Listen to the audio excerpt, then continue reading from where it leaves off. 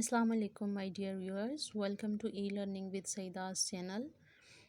आज हम अपने टेंसेस की third type of tense future indefinite tense की फर्स्ट सब टाइप को डिस्कस करेंगे, जिसका नाम है फ्यूचर कंटिन्यूस टेंस। आज का हमारा टॉपिक है फ्यूचर कंटिन्यूस टेंस, जो कि फ्यूचर इंडेफिनिट टेंस की फर्स्ट सब टाइप है। तो वीडियो स्टार्ट करने से पहले आपसे रिक्वेस्ट है कि प्लीज़ मेरे चैनल को सब्सक्राइब करें, वीडियो को लाइक करें, कमेंट करें, अपना फीडबैक ज़रूर दें और ज़्यादा से ज़्यादा वीडियोस को एंड तक देखें। देखिए, फ्यूचर कंटिन्यूस टेंस, जैसे कि आपको नाम से ज़ाहिर है कि फ्यूचर मींस आने वाले कल में जो भी काम होगा वो उसकी action, any action taken in the future time जो भी होगा उसमें, एंड कंटिन्यूस वो अभी कंटिन्यू है, मींस कि अभी वो कंप्लीट नहीं हुआ, तो वो कौन सा टेंस में आ जाएगा? फ्यूचर कंटिन्यूस टेंस में आ जाएगा। तो फ्यूचर कंटिन्यूस टेंस बेसिकली कि कोई भी एक्शन जो हमने फ्यूचर में होगा और वो अभी कंटिन्यू है, कंप्लीट नहीं है, तो वो फ्यूचर कंटिन्यूस टेंस कहलाएगा। फ्यूचर कंटिन्यूस टेंस की सबसे पहले आपने इसकी पहचान याद रखनी है कि अगर आपको उर्दू में सेंटेंस आता है तो आपने उसको कैसे आइडेंटिफाई करना है कि ये फ्यूचर कंटिन्यूस टेंस का सेंटेंस है। उसकी पहचान ये है कि उनके जो उर्दू में कोई भी सेंटेंस अगर आता है आपको पेपर में, तो उसके आखिर में रहेगा, रहेगी, रहेंगे वगैरह आता है, जबकि सिंपल फ्यूचर में जस्ट गा, गी, गे आता था। जबकि ये कंटिन्यूस को शो कर रहा है, तो रहे रहे कंटिन्यूस को अभी कर रहे हैं, अभी कंप्लीट नहीं हुआ, तो रहे, रहें, रहें वगैरह, रहा, रही, रहें वगैरह जो वर्ड हैं वो कंटिन्यूस को रिप्रेजेंट कर रहे हैं, और गा, गी, गे जो हैं वो फ्यूचर को रिप्रेजेंट कर रहे हैं। तो ये मिक्स होके क्या बन गया? फ्यूचर कंटिन्यूस टेंस हो गया। तो फ्यूचर कंटिन्यूस टेंस की पहचान क्या है? रही, रहा, रहेगा, रहेगी, रहेंगे वगैरह वगैरह आता है। जो पहले सबसे फर्स्ट की पॉइंट इसकी पहचान है कि आपने उसको आइडेंटिफाई किया, उसके बाद आपको उसकी सेकंड जो की पॉइंट है उसका है फॉर्म ऑफ वर्ब, कि इसमें कौन सी फॉर्म ऑफ वर्ब यूज़ होती है। इसमें first form of verb plus ING, addition of ING.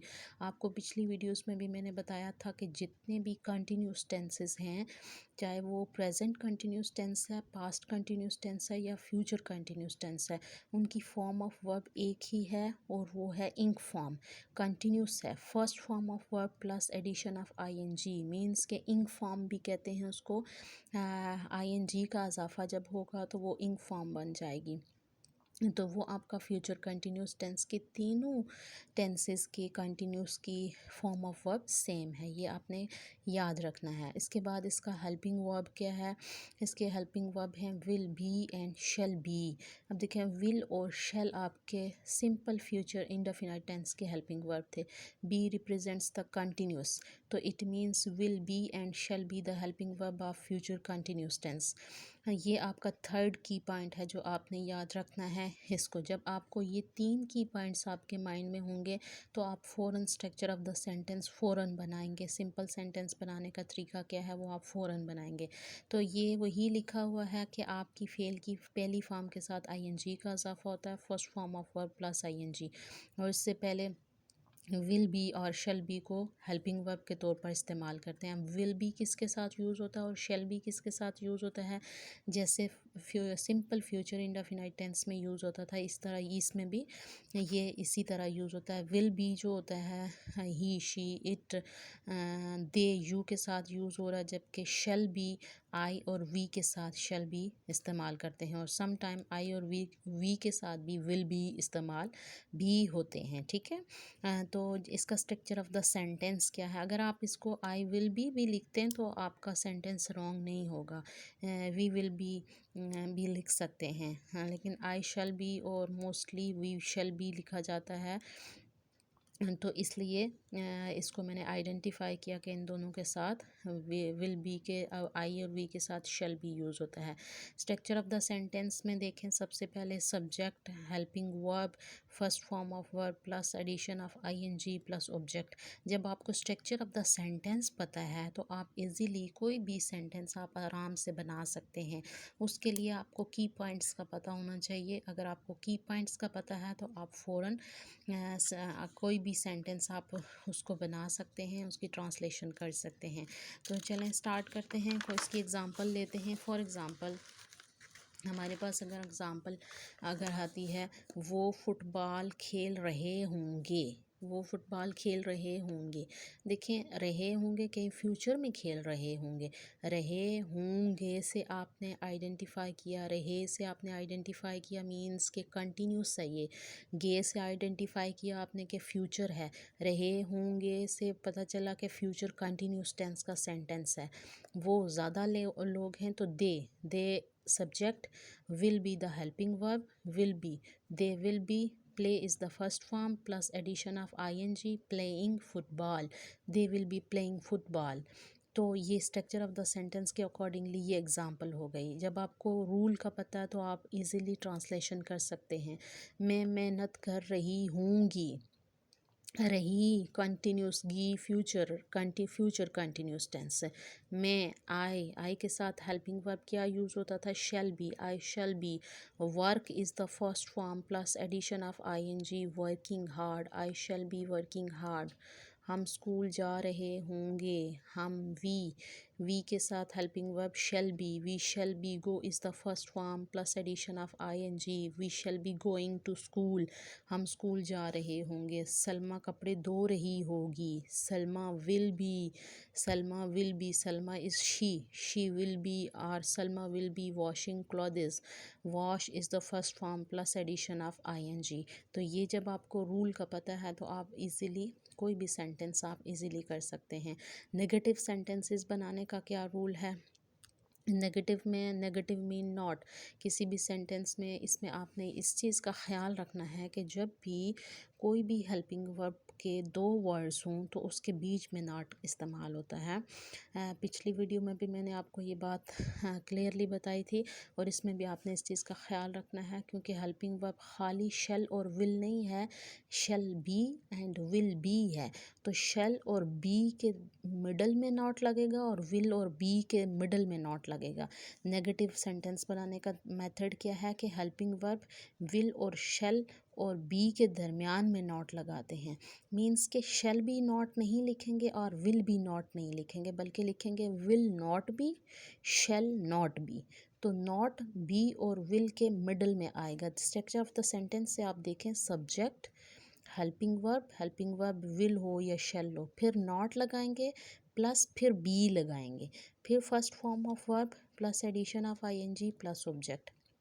जैसे उसी एग्जाम्पल को देखें, वो फुटबॉल खेल रहे होंगे, वो फुटबॉल नहीं खेल रहे होंगे। तो नहीं से आपने आइडेंटिफाई किया कि ये नेगेटिव सेंटेंस है, और कौन से टेंस का है, फ्यूचर कंटिन्यूस टेंस का। रहे होंगे से आइडेंटिफाई आपने किया। Will they will not be, अब दे विल बी नॉट नहीं लिखना है आपने, हेल्पिंग वर्ब विल और बी के मिडल में आपने नॉट लगाना है। They will not be playing football, they will not be playing football. तो ये इसकी ट्रांसलेशन हो गई। इसी तरीके से नेक्स्ट अगर सेंटेंस आप देखें कोई भी, तो सेम उसी तरीके से है। जैसे मैं मेहनत नहीं कर रही हूँगी, I shall not, I shall not be, I shall not be working hard. अब आपने I shall be not working hard नहीं लिखना है, शैल और बी के मिडल में आपने नॉट लगाना है, I shall not be working hard. तो आई होप सो कि आपको नेगेटिव सेंटेंस बनाने की समझ आई होगी। जस्ट याद रखना है कि अगर आपके हेल्पिंग वर्ब टू वर्ड्स में आपका हेल्पिंग वर्ब है तो उसके बीच में हमेशा नॉट का इस्तेमाल होता है। शैल बी टू वर्ड्स हैं और शेल और बी के मिडल में आपने नॉट लगाना है, विल और बी के मिडल में आपने नॉट लगाना है। इन सिमिलरली इंटरोगेटिव सेंटेंसेस सब चलते हैं, उसको बनाने का क्या रूल है। Interrogative sentence mean question sentences, जिसका मेथड ये है कि उसमें हेल्पिंग वर्ब को हम फ़िक्रे के शुरू में लाते हैं, हेल्पिंग वर्ब को और सब्जेक्ट के बाद बी लगाते हैं। अब यहाँ पे हेल्पिंग वर्ब टू वर्ड्स पर है तो पूरा हेल्पिंग वर्ब स्टार्ट में नहीं लेके आएंगे, बल्कि विल और शेल को स्टार्ट में लेके आएंगे और बी को सब्जेक्ट के बाद लगाएंगे। जिस तरीके से हमने नेगेटिव सेंटेंस में शेल और बी के मिडल में नॉट लगाया था, इसी तरीके से इसमें विल और शेल को सेंटेंस के स्टार्ट में लेके आएंगे और बी सब्जेक्ट के बाद लगेगा। फुल हेल्पिंग वर्ब स्टार्ट में नहीं आएगा, इस चीज़ का आपने ख्याल रखना है। स्ट्रक्चर ऑफ द सेंटेंस देखें, इससे helping verb subject plus be plus first form of verb plus ING plus object. तो जैसे कि देखें, क्या वो फुटबॉल खेल रहे होंगे, क्या से आइडेंटिफाई किया कि क्वेश्चन सेंटेंस है और eight the and question mark लगा हुआ है, इंटरोगेटिव सेंटेंस है। रहे होंगे से आइडेंटिफाई किया, फ्यूचर कंटिन्यूस टेंस है। आपने helping verb will, will they be playing football? Will is the helping verb, they is the subject, be first form of verb plus ing playing, object football, will they be playing football, will they be playing football। तो इससे आपने identify किया कि ये interrogative sentences है और उसमें helping verb को आपने स्टार्ट में लाया और हेल्पिंग वर्ब के डबल वर्ड को आपने कभी भी फुल वर्ड सेंटेंस के स्टार्ट में नहीं आता, सब्जेक्ट के बाद बी को आपने ऐड करना है। ये इसका की पॉइंट है जो आपने याद रखना है। सिमिलरली अगर आपको वही एग्ज़ाम्पल देखें, क्या मैं मेहनत कर रही होंगी, क्या से आपने आइडेंटिफाई किया कि इंटरोगेटिव सेंटेंस है, रही होंगी से आइडेंटिफाई किया, फ्यूचर कंटिन्यूस टेंस है। शेल आई बी, देखें शेल और बी के मिडल में सब्जेक्ट को आपने ऐड किया है, शेल बी आई नहीं है बल्कि shall I B working hard और क्वेश्चन मार्क। ये इसका रूल है कि आपने इंटरोगेटिव सेंटेंसेस को कैसे बनाना है। अगर नेगेटिव इंटरोगेटिव सेंटेंसेस बनाने हों तो उसका मेथड क्या है, मीन्स कि उसमें नेगेटिव भी हो और इंटरोगेटिव भी, क्वेश्चन भी पूछा गया हो और नॉट भी हो। तो उनका स्ट्रक्चर क्या है, बनाने का तरीका क्या है कि हेल्पिंग वर्ब वो जो विल और शेल हैं उसको स्टार्ट में लेके आते हैं और सब्जेक्ट के बाद फिर नॉट लगाएंगे, नॉट के बाद फिर बी लगाएंगे और उसके बाद at the end of the sentence आपका क्वेश्चन मार्क लगाएंगे। स्ट्रक्चर ऑफ द सेंटेंस से देखें, helping verb then subject, subject के बाद नॉट, नॉट के बाद बी लगाना है। आपने सब्जेक्ट के बाद यहाँ बी और फिर नॉट नहीं लगाना है। ये इसका वेरी वेरी इम्पोर्टेंट कॉन्सेप्ट है। अगर आप यहाँ पे मिस्टेक करते हैं, बी को पहले लगा लेते हैं और नॉट को बाद में, तो आपका सेंटेंस रॉन्ग हो जाएगा। तो इस चीज़ को प्लीज़ माइंड में रखना है। जिस तरह नेगेटिव सेंटेंस में हमने सब्जेक्ट के बाद नॉट के बाद बी लगाया था, इस तरह इंटरोगेटिव नेगेटिव इंटरोगेटिव सेंटेंसेस में भी यही रूल है कि जस्ट हेल्पिंग वर्ब स्टार्ट में है, नॉट के बाद बी लगेगा, first form of verb plus ING plus object.